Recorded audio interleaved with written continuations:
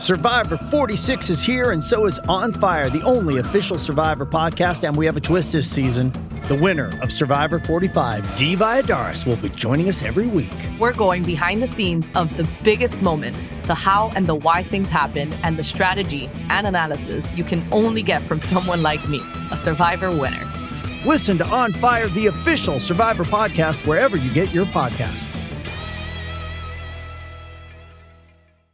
With threats to our nation waiting around every corner, adaptability is more important than ever. When conditions change without notice, quick strategic thinking is crucial. And with obstacles consistently impending, determination is essential in overcoming them. It's this willingness, decisiveness, and resilience that sets Marines apart. With our fighting spirit, we don't just fight battles, we win them. Marines are the constant our nation counts on to fight the unknown. And through adaptable problem solving, we do just that.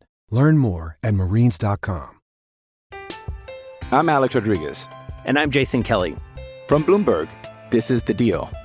Each week, you'll hear us in conversation with business icons. This show will explore deal-making across sports, media, and entertainment. That is a harsh lesson in business. Sports is not as simple as bringing a bunch of big names together. I didn't want to do another stomp you out speech. It opened up so many more doors. The show is called The Deal. Listen to The Deal. Listen to The Deal on Spotify.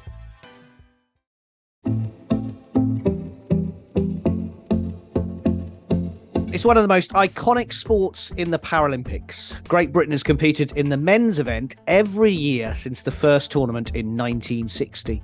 But a gold medal has been elusive. Could a short trip across the Channel to Paris change all that next year? I'm John. And I'm Michael, and as well as being a Paralympic sport, wheelchair basketball is also very inclusive because it allows everyone to compete together.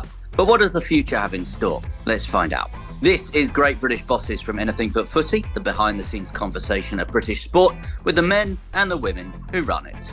Hi, I'm Justine Baynes. I'm the CEO of British Wheelchair Basketball. Justine, congratulations. A year ago, you took the job. How's it going? I'd probably describe it as the most bonkers year of my life.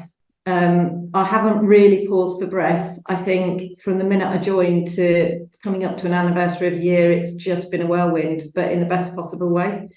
It's a brilliant sport. It's run by some fantastic people. The people that play it are awesome. And I never thought I could get this excited about a sport that I'm spectacularly awful about as well. We mentioned the sport. It's so historical within the Paralympics. It's probably one of those sports that you go, oh, yeah, I know exactly what that is to anyone in the world. Well, I don't know. I didn't really know anything about it. And one of my kind of personal reasons for taking the job was that one of my daughters had an illness called complex regional pain syndrome, CRPS, and was a wheelchair user for the best part of a year. Didn't know this sport existed. And if I'd known that we could go as a family and all have played it together, that might have been something that we would have changed how we felt at the time. Because when you suddenly go from not being a wheelchair user to being a wheelchair user or having someone in your family that does, the world is shut off to you. It literally changes. You can't get up curbs. You can't get into places that you used to going into. So to have that environment where you can go as a family and all play together, all do something active and, be in a community of people that get it, that would have been amazing. So one of my reasons for being here is to make more people know about it. So is that the challenge for you? The first challenge, if you like, in the job is to raise awareness, to get more participation? Yeah, definitely. Somebody asked me not long ago, do I think that performance, so the Paralympic side of the sport and the grassroots side should be in the same governing body, or should they be split off? I don't think you can split them. I think you need the elite level so people can see what's going on. You can reach bigger audiences. You can use that platform to get more people playing the sport, but you need more people playing the sport so that you get a bigger pipeline of players, coaches, officials, people that want to run the clubs coming through the sport, so that you've got a better pool of play. Ultimately, you can win more world medals if you've got a better pool of players to pick from. And do you see an upturn in inquiries, if you like, after success at elite level? Yeah, definitely. Obviously, I wasn't here for Tokyo, but I think every sport does. There's a massive uplift in just people being aware of your sport after major games. And the thing is with Paralympic sport, certainly in our sport, there's not that many opportunities to do that. We don't have the reach of, you know, rugby for a World Cup or football for a World Cup. We don't have that. So the Paralympics is our massive pinnacle for getting in front of people. And as you say, it's a Paralympic sport, but as you also say, you can play together. So it's an incredibly inclusive sport for non-disabled and disabled. Yeah, and I think that's what makes us special, because you can play in our leagues as an able-bodied person and be worse than somebody that's got a disability. And that's what I see at school level, at that introductory level. I watch kids playing that aren't necessarily good at sport, but you put them in a chair, so they're not good at the rugby, the hockey, the netball and all the football and all that kind of thing. But you put them in a chair and they're brilliant. And so it gives opportunity for particularly young people, kids and young people, to do something that their peers can't do. So from an able-bodied perspective, it can actually give opportunities to kids that might otherwise struggle. That doesn't mean that we should make it a sport that is taken over by able-bodied people, and that's something I get challenged on a lot. It's you can't play in the Paralympics as an able-bodied person, full stop. So it's always going to be a sport that is predominantly played by people with some sort of impairment. But I think it just enables at grassroots level people to understand more and people to get more involved. Quite a few players play with their families. One of our board members has got two sons who've both played in our national leagues. One of his sons had a disability, the other didn't, but it's something they could do together. And I hear that a lot.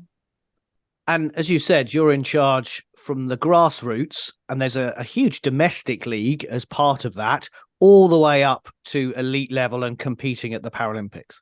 Yeah, and one of my ambitions is that we don't have to have our male players going abroad to play. So most of our GB men play in Europe, mainly Spain, Italy, Germany, because they can get paid to do that. We don't pay our professional our top league players, our Premier League players, and that's a real shame. And part of that is because we don't have the platform through which to do that. So I'd love it if we could have fully professional leagues in this country where our men and women get to play.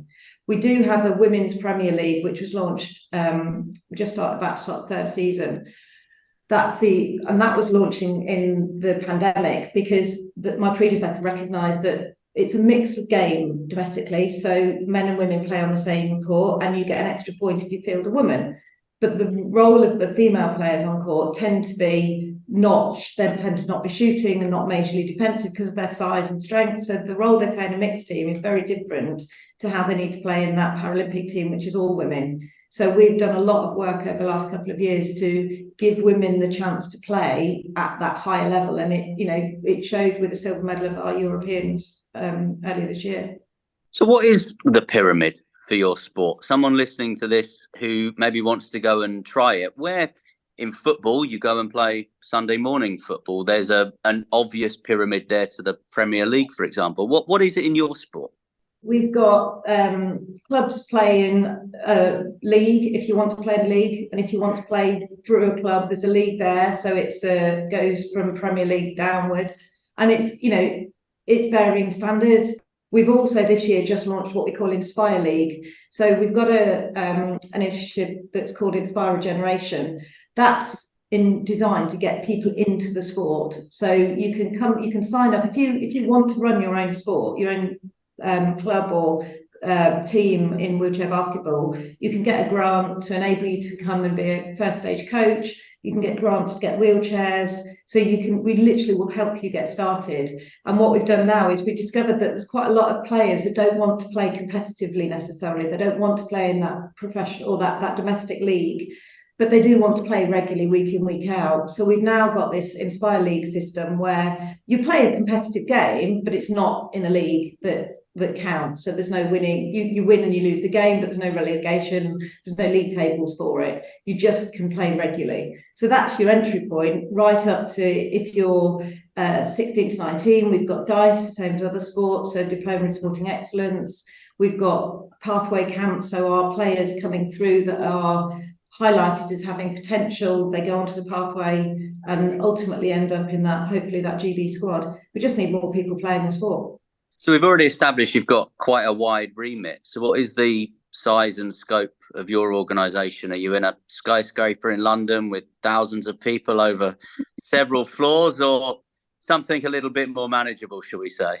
I wish, and this is a misconception, but I think this is a misconception of most sports. Outside the top five, we have a small office in Loughborough, which we rent from Loughborough University, and that's about it. I've got 17 people that work for the organisation, mixture of full-time, part-time. We've got a full-time women's coach for our GB squad. We have part-time, contracted men's coaches, because we don't have the setup, because most of the men play abroad. It's not like we can just get them in camps every month in the UK. So no, I would love to have a skyscraper in London with endless people, and that's part of the problem, actually. We want to get more people aware of our sport, but I need manpower to do that. I need somebody going around. We don't have a schools programme, which we're working on developing, but I don't have anybody to deliver that. So I've got to work with youth sport trusts and activity alliance type people to get that set up. And that's great, but we're competing against other sports there, so it's not the same. And one of my biggest beefs is the disparity of funding between Paralympic and Olympic sports. It's shocking. It's absolutely shocking. And you will know that, Justine, from your role previously at British Triathlon. Yeah. So how do you go about changing that? How can you, as the new CEO of British Wheelchair Basketball, how can you help change that? I think there's a few things. One thing is the infrastructure of sport in this country is a bit weird. I'm not a sports CEO, so a lot of sports have CEOs that have been, as you guys all know, from sport to sport to sport. It's really common. Most sports will want somebody that's been a CEO to another sport, and there's lots of pros to that, but the downside of that is you don't necessarily bring fresh eyes from outside the sector. I'm lucky, I think, in that I've come from a commercial background, and I've come in and gone, well, this doesn't really make a lot of sense. Why are we doing this? And I think if you were to create the sports infrastructure in this country, you wouldn't do it as we've got it now. And I think probably that's true of most exchequer funded organised, the NHS, you wouldn't, if you're drawing that up from a blank sheet of paper, you definitely wouldn't do it like it is. So I think there's some historical problems, but I struggle to understand why, let's use hockey, because I know you had Nick on here a few weeks ago. They get, 12 million, 14 million, whatever it is. They have the same number of medalists that we do. They have 24 thereabouts, don't quote me on the figures, but roughly 24 medalists from each game, two medals, men's and women's. We have the same number of medalists, yet we get 4.5 million. How is that fair? Now, the argument could be that more people play hockey, but we're not about participation in UK sport, we're about performance. So obviously with Sport England fund participation, UK sport fund performance. So that argument doesn't hold any weight for me. So what is the reason? The only conclusion I can draw is that it's a historic, so I don't think it's the view of the current UK sport governance structure. I know I spoke to Sally about this lots of times, and I know it's not something that she wants to continue, but that's got to be unpicked. But everything is difficult to unpick when you've got an infrastructure that's well established like this is. But I just find that really difficult, that you're telling me that my 24 medalists are less valuable than hockey's 24 medalists. I think it's a really interesting point that you make, because Hannah Cockcroft has said to us that she feels that since London 2012, the Paralympic movement in this country has slightly gone backwards, that it hasn't moved on. We always thought it was the groundbreaking moment, and I think it was at the time, but have we gone backwards? I mean, I wasn't around then, so in the world of sport, so that would be hard for me to comment. I think that more people are aware of the Paralympics. I think more people would watch the Paralympics and perhaps pre-2012. Do I think investment is the same? No. I speak to people in the Paralympic world. Somebody I was talking to last week doesn't get anywhere near the funding as an individual athlete that her able-bodied compatriots get. It just doesn't happen. It's not fair. And if you took, and I said this to a number of people at UK Sport, if you took a little bit of money off the big sports, take 50, 100,000 off them and give it to me, they wouldn't notice it. Put that in my pocket, I mean, mine as in the sports, that makes a massive difference. and everybody's struggling. We're just as you probably know, we're in the process of doing our submissions for the LA cycle funding from UK Sport. We know it's, they're not expecting to get any increased investment when the time comes. So we're all having to work on standstill budgets, which essentially means a funding cut.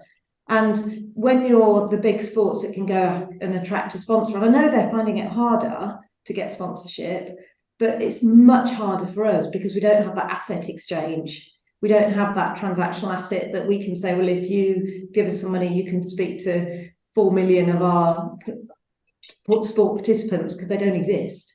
We're on a much smaller scale. So, and I get we're a smaller sport, so we don't have the profile of something like hockey or triathlon or swimming or cycling, but we have just as big impact on the people that play our sport.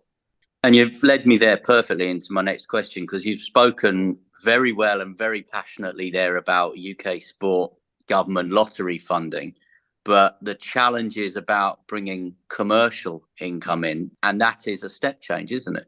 The way that UK Sport are doing funding now, it's much more collaborative. I talk to people at UK Sport all the time, and I know my team do. So what we get this cycle, we know where we're going to be roughly. Yes, we've got to do the submission. Yes, we've got to apply for little pots of money here and there. But we've got a brilliant partner in Motability. They came on board with us earlier this year, and that's a great fit for us because they've got a reach to people that need support in terms of cars, and they're a really strong partner for us. But there's not that many Motabilities around, so we're now competing with the big boys. So we're going after, if we're going for somebody that we think might be able to partner with us, probably so cycling, probably so swimming or football or whatever, and that when we don't have the platform. So what we're trying to do is to work with other sports. We're talking to some other sports about joining forces and trying to think a bit more creatively. So rather than asking for a straightforward asset exchange in terms of income, we're looking for a partner, for example, as a training venue. So we're not a centralized program. We decentralized some years ago, rightly or wrongly, and that's a whole new podcast about whether you want to centralize or decentralize these days. But we want to find somebody to try and cut our cost of camps. So if we commit to having all of our camps in one venue for the next 4 years of the LA cycle, can we create an environment where, in return for that, we can have an agreement on the cost of that to reduce our costs? So that's the sort of the creativity we're having to bring, rather than looking for just somebody to pump money into the sport. I mean, if there are any philanthropists out there that want to pump money into the sport, I'll absolutely snap their hands off. But there's a reality, isn't there? Justine, when you go and meet all the other CEOs and MDs of the national governing bodies, when UK Sport puts you all around the table, do they all go, "Oh no"? Are they all terrified of you? Justine's in. Or are you knocking on an open door there? It's a weird world, if I'm honest. It's not. That's what I wanted you to say, actually. It's not a diverse world. And there's a lot of people who've been in the sector doing this job for a long time that have got more skills than I have. I don't know. Well, it depends who you ask, I guess. There's some people that I think will be like, yeah, because they're on the same page. There's other people that are probably going, "Oh, shut up." But, how is that different to any other world? I think the challenge is, as a newcomer to this sector and as somebody that's come from the commercial world, I'm used to having to find income. I before I came here, I was working in online retail. So we had to make sales. It was simple as that. We had to generate income. So that's my approach. Whereas I think in some sectors there might be people that's alien to them because they've always worked on exchequer funding, and the exchequer funding has always been pretty good. So long as you're meeting the requirements of your funders, you can do a decent job. Whereas I think that's it's just not going to get better in the short term. Every exchequer funded organisation, whether that's sport, healthcare, I don't know, schools, everybody's in the same boat. This is Great British Bosses from Anything But Footy. I'm Alex Rodriguez. And I'm Jason Kelly. From Bloomberg, this is The Deal. Each week, you'll hear us in conversation with business icons. This show will explore deal-making across sports, media, and entertainment. And that is a harsh lesson in business. Sports is not as simple as bringing a bunch of big names together. I didn't want to do another stomp you out speech. It opened up so many more doors. The show is called The Deal. Listen to The Deal. Listen to The Deal on Spotify. And we're talking to Justine Baynes, the CEO of British Wheelchair Basketball. And Justine, you mentioned there about your previous roles, that you worked in retail and you've worked in charity, and your skills are kind of marketing and communication. So how different is being a CEO? I suppose I started my work in advertising agencies, so the ability to multitask was there from day one. You'd be doing something and then a client would ring and you drop it, and then somebody had asked for something. So in that respect, I think I've had some good training. I think the biggest challenge is being objective and making decisions based on evidence. And again, my sort of growing up in that world was really enabled me to be able to do that. There's a lot of people that are really, really passionate about the sport, and I love that. And I think a bit like the charity sector, you can't get that elsewhere.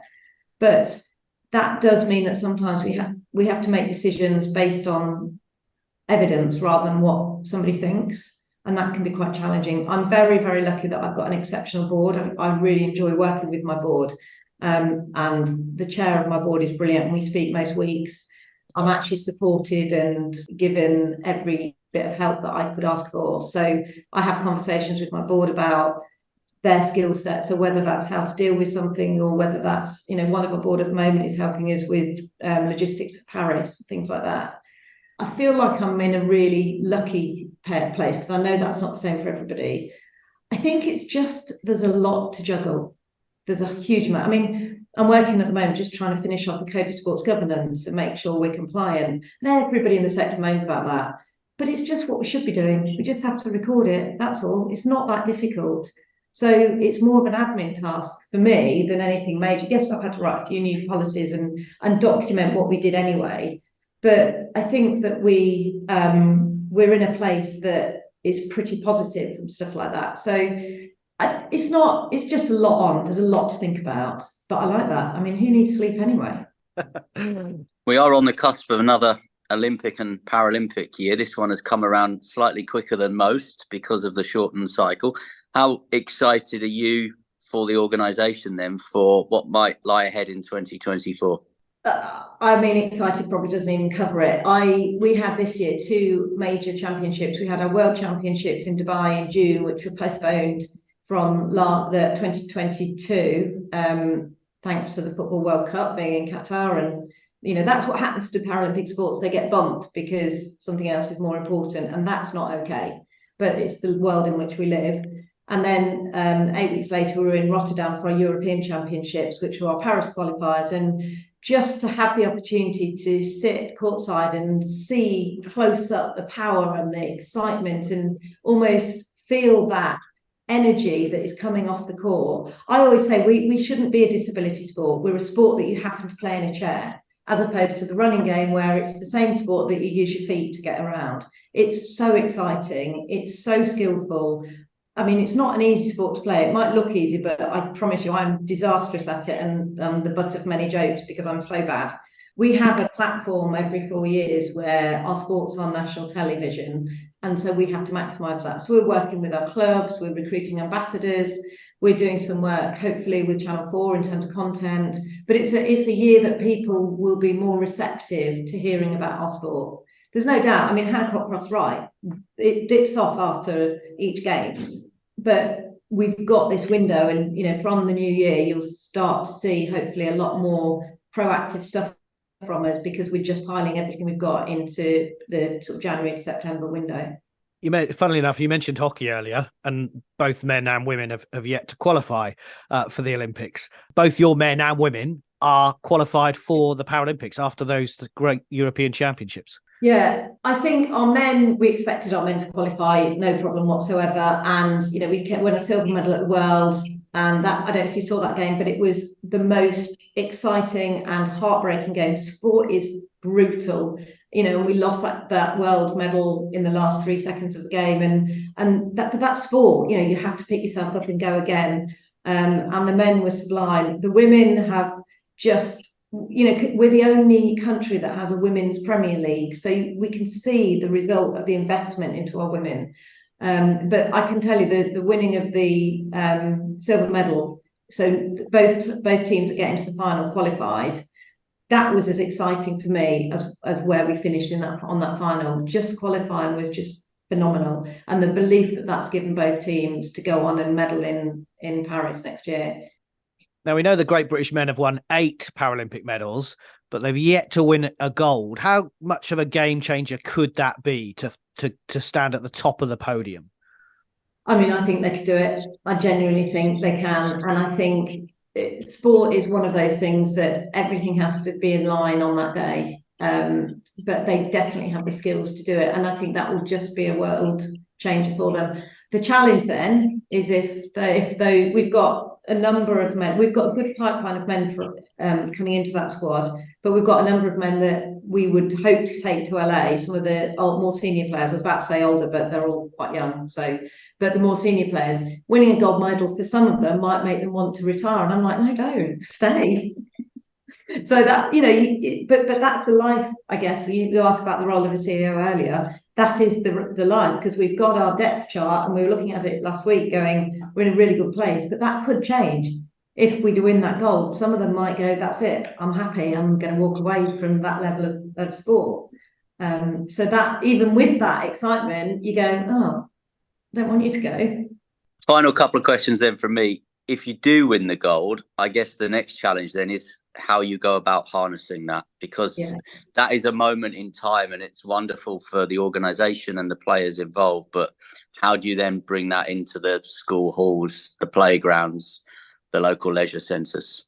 I think it just extends your platform a little bit longer. Being a gold medal winner at a Paralympic still has significance. And I think it gives you something to talk about and something positive and exciting to talk about. Being a Paralympian still does that. I was at something last week. My youngest daughter's had a post-GCSE awards evening, and there was an Olympic swimmer there from 2012. So he's still going around. He's still a young guy, but he's still going around talking about that. So it's still relevant to be an Olympian or a Paralympian. But I think that the platform is that bit higher if you're a medalist at that point. So we've got, and I guess that's where my background comes in, because we'll be nailing them on the circuit, go and talk here. The media are more interested. Social media content is more exciting because more people want to talk to you. And just finally then from me, just how important in general terms is it that Paris, France is hosting the Paralympics? There's genuine excitement and interest in the host nation, because Rio was a struggle. I mean, it was a games that very nearly didn't happen. Tokyo, for all the reasons that we know, was different. How important is it that Paris is good?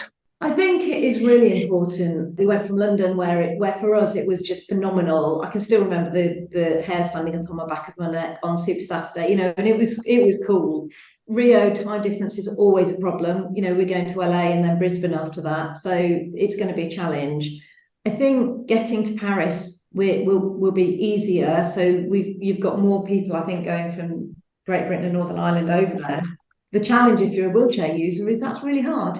Because if you try and go on Eurostar, everybody's being encouraged to use Eurostar and drive rather than flying, which is absolutely brilliant for sustainability.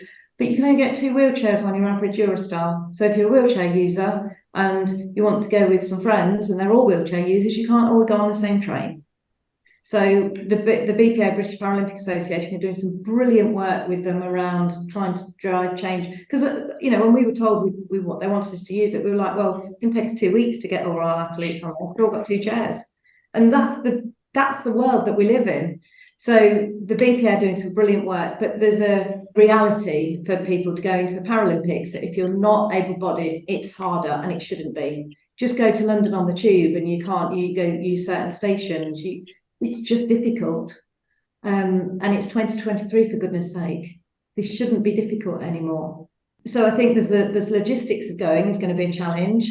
But I think to be able to go, for friends and family, for people that support the sport, to be able to watch it on TV in daytime hours, you can't underestimate the value of that, because it just makes life easier for all of us.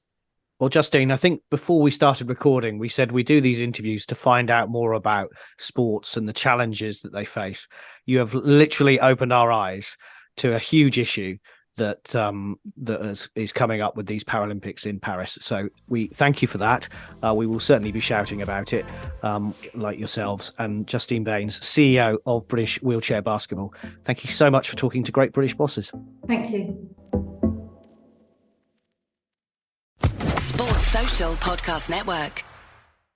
Lucky Land Casino, asking people, what's the weirdest place you've gotten lucky? Lucky? In line at the deli, I guess? Aha, in my dentist's office.